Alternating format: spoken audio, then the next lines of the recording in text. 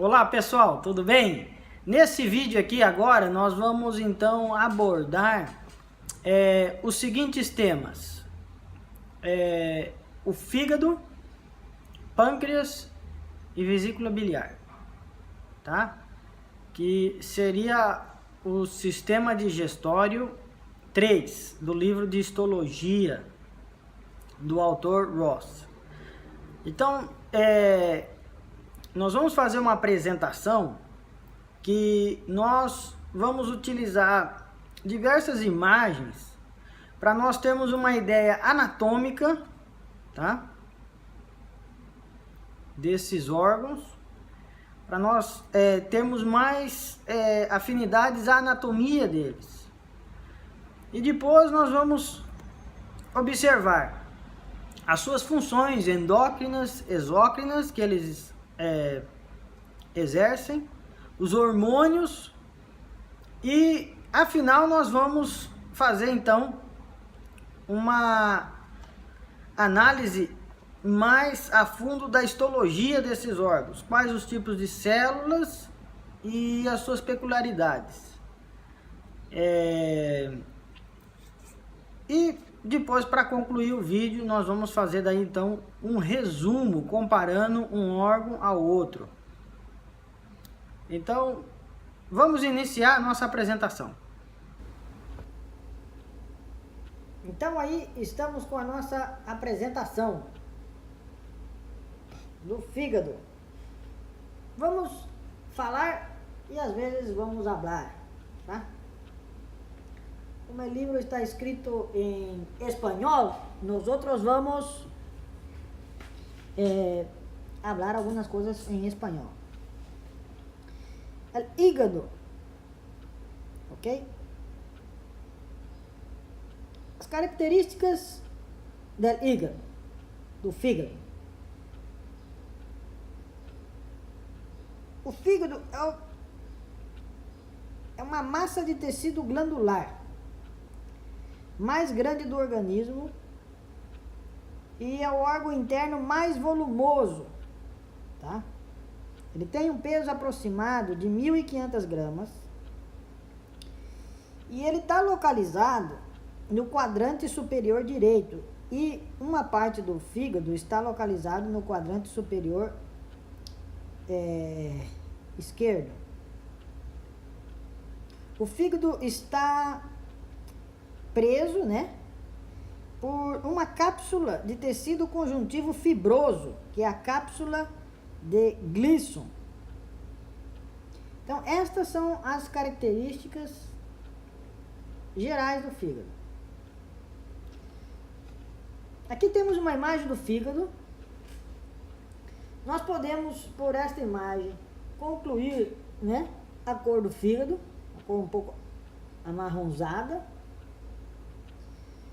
Na sua parte superior, nós temos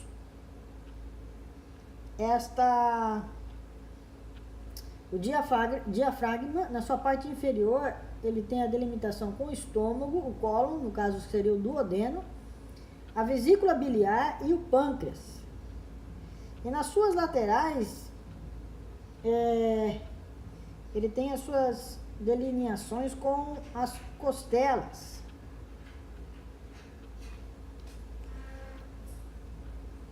E observando o fígado, né, nós estamos olhando aí um lóbulo direito e o lóbulo esquerdo.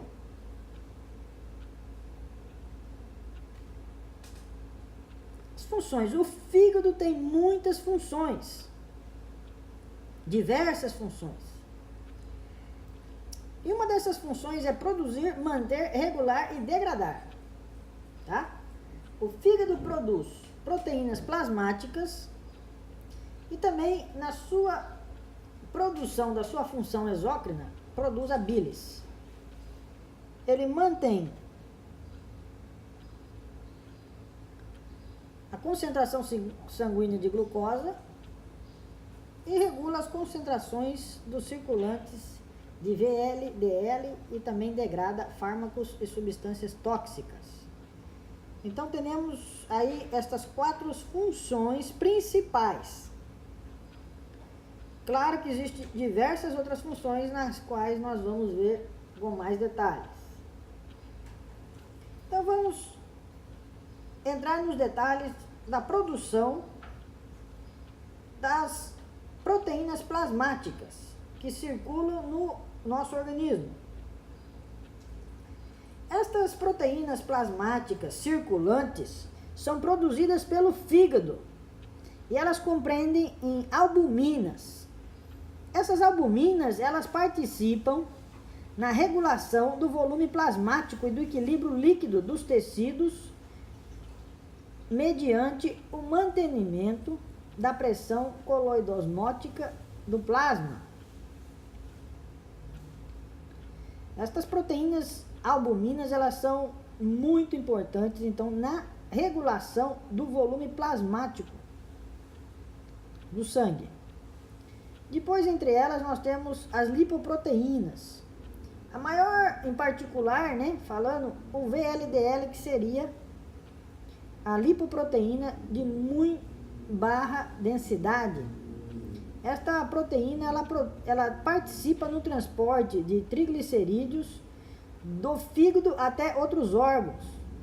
E o fígado também produz em pequenas quantidades outras lipoproteínas, como a de baixa densidade, que é o LDL, e a de alta, que é o HDL. O HDL, ele extrai o colesterol dos tecidos periféricos e transportam até o fígado. Entre essas proteínas produzidas no fígado, nós temos a glucoproteína, que inclui proteínas que participam no transporte de ferro, como de apitoglobina e transferina e hemopexina. Também temos a protrombina e fibrinógeno, que são componentes importantes da cascata da coagulação do sangue. E agora falando, né, encerrando então estas funções dessas produções de proteínas plasmáticas, encerramos com as globulinas não imunitárias, a alfa e a beta, que também ajuda a manter a pressão coloidosmótica e servem como proteínas transportadoras para várias substâncias. Vamos agora falar então como que o fígado armazena e converte diversas vitaminas e ferro. Vitamina A, por exemplo, que é o retinol, é muito importante para a visão. A vitamina A é um precursor da retina. E o fígado desempenha um papel importante na captação, armazenamento e mantenimento de concentrações circulantes adequadas de vitamina A. Quando a concentração sanguínea de vitamina A diminui, o fígado mobiliza seus depósitos de células hepáticas estreladas e então a vitamina A é liberada até a circulação em forma de retinol, unida à proteína fixadora de retinol, RBP. O fígado também sintetiza RBP e regula as concentrações plasmáticas de vitamina A. A cegueira noturna e muitos transtornos da pele são relacionados com a insuficiência de vitamina A. Então vamos dizer o seguinte, a pessoa com um câncer no fígado, ela pode, dependendo da parte onde for o câncer, ela pode, com certeza não, ela vai causar transtornos. E essa pessoa, ela pode, devido a esse câncer, até ficar cega e ter problemas na sua pele, devido o fígado não estar trabalhando bem. A vitamina D, tá, é importante no metabolismo de cálcio e fósforo.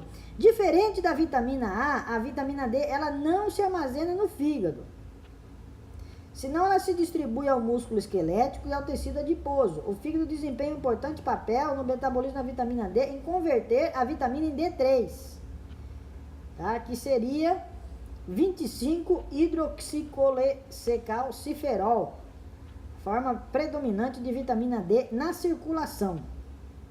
E a vitamina K é importante na síntese hepática por vários fatores de coagulação. Tá? Agora aqui ela tem outras funções e continua, são diversas funções. Vamos falar agora da função de armazenamento, de metabolismo e homeostasis do ferro. Tá? Aqui, o fígado participa nesse armazenamento. Sintetiza quase todas as proteínas que intervêm no metabolismo e transporte de ferro, como a transferina, a aptoglobina e a hemopepsina. A transferina é uma proteína plasmática transportadora de ferro. Já a aptoglobina se une à hemoglobina livre no plasma e elas formam um complexo captado por o fígado para conservar o ferro. A hemopepsina participa no transporte do grupo hemo livre no sangue. E o ferro se armazena no citoplasma dos hepatocitos em forma de ferritina e pode converter em grânulos de hemosiderina. Agora, falando da degradação de fármacos e toxinas, nós temos nesta degradação duas fases importantes para ver. Fase 1, que seria a oxidação, tá? Que seria o quê? Uma fase que ocorre no retículo endoplasmático liso e nas mitocôndrias dos hepatocitos. Esse mecanismo inclui uma série de reações bioquímicas com proteínas num conjunto que se denominam citocromo P450. Já a fase 2, ou de conjugação, compreende a conjugação de uma substância estranha com ácido glucurônico, glicina ou taurina.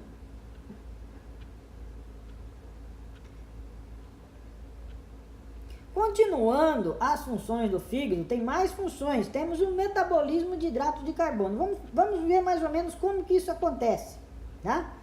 O fígado, ele é muito importante no metabolismo desses hidratos de carbono, porque mantém essas substâncias nutritivas para os processos celulares. O mecanismo da glucosa no fígado, tá? É absorvida pelo tubo digestivo como glucosa 6-fosfato. Essa glucosa 6-fosfato se armazena no fígado em forma de glucogênio e se utiliza mecanismos glucolíticos, que seriam o glucógeno, né, se degradando, que é o que a gente conhece como glucorenólise, tá? E aí, a partir daí, os ácidos graxos provenientes do plasma são consumidos nos hepatocitos, através da beta-oxidação, e também produz corpos cetônicos, que são utilizados como combustíveis para outros órgãos. Vamos falar na participação do fígado no metabolismo de colesterol. Essa síntese e captação desde o sangue também é uma função importante do fígado. O colesterol se utiliza na formação dos sais biliares, essenciais para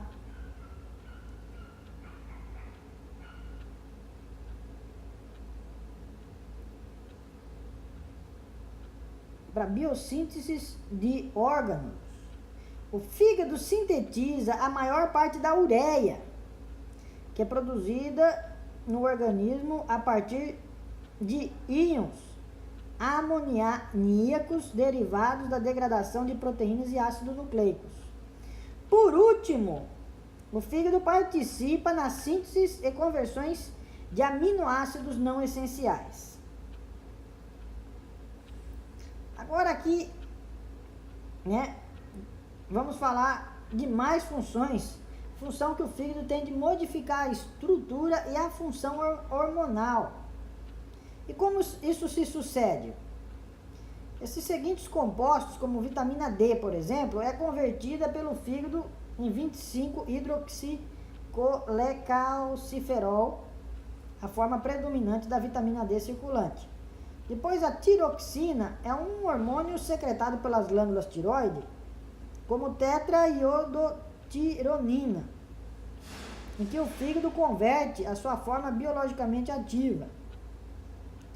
Nos hormônios de crescimento, GH, uma hormona secretada por a hipófise. A ação do hormônio de crescimento é estimulada pelo fator de crescimento sinil-insulina, que é produzido pelo fígado e inibida pela somatostatina. Então, a somatostatina, ela faz um papel muito importante na questão de inibir, né? E depois, a insulina e o glucagon, que são ambos hormônios pancreáticos, eles se degradam em muitos órgãos, mas o fígado e os rins são os lugares mais importantes para essa degradação. Agora vamos falar sobre a irrigação hepática. Então, em azul ali a gente tem a veia porta hepática. Em vermelho nós temos a artéria hepática. E esse local ali é chamado de íleo, onde que está o local dessas veias e artérias, que você pode ver aí. Então, essa seria a irrigação principal do fígado. Tá?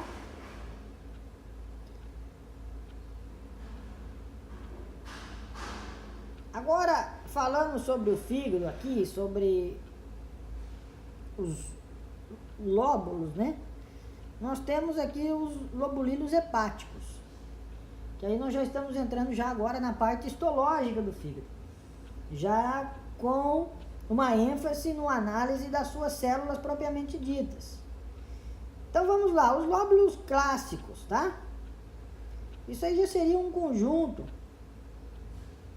tá? Que ele é composto por pilhas de cordões hepáticos, separadas por um sistema interconectado de sinusoides, que irriga as células com uma mescla de sangue, né, portal, venoso e arterial. Cada lobulilo mede mais ou menos 2 milímetros por 0,7 milímetros. Então é bem pequenininho. E o centro do lobulilo se encontra uma vênula bem pequena, relativamente grande à vênula hepática terminal, tá? Já falando do lobulilo portal, ele enfatiza as funções exócrinas do fígado. O lobulilo portal, ele é um conduto biliar da triada portal do lobulilo clássico. Os acinos hepáticos é a unidade estrutural que proporciona a melhor correlação entre a perfusão sanguínea e a atividade metabólica da patologia hepática.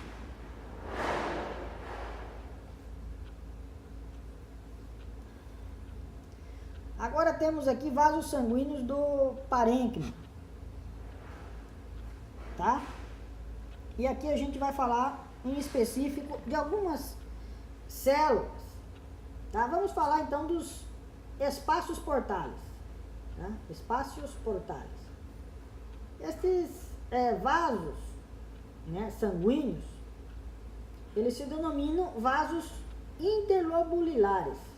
São vasos que formam as triadas portais mais pequenas, enviando sangue até os sinusoides. Os sinusoides, a sangue flui em forma centrípeta até a veia central. Já falando das células de Kupferer, o que são essas células de Kupferer? Essas células, elas pertencem ao sistema fagocítico mononuclear. Essas células, elas, né, têm a capacidade de fazer a fagocitose mononuclear dentro do fígado. E aqui agora temos mais células, né? Esse espaço de Dissé, ou também podemos chamar de espaço perinusoidal. Esse é onde acontece o intercâmbio do material do sangue e dos hepatocitos. Já as células de Ito, elas servem como armazenamento da vitamina A. E falando do espaço periportal, ou espaços de Moll,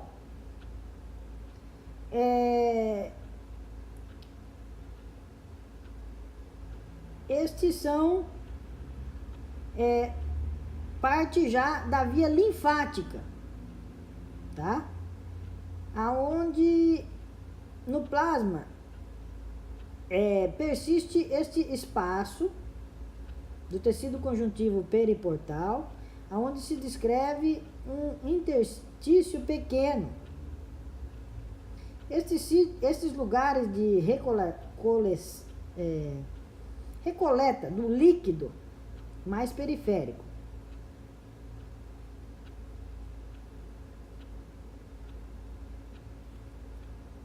E falando dos hepatocitos, né? Os hepatocitos são o quê? São o que formam os cordões celulares, né? Anastomosadas do lobulilo hepático. O que seriam esses hepatocitos? São células poligonales grandes que medem entre 20 micromicrons e a 30 em cada dimensão. Nos hepatocitos nós vamos ver aí bastante abundantes os peroxisomas, que eles servem, né? É um lugar muito importante para o consumo de oxigênio e que funciona de uma maneira bem similar à das mitocôndrias. Já os lisossomas,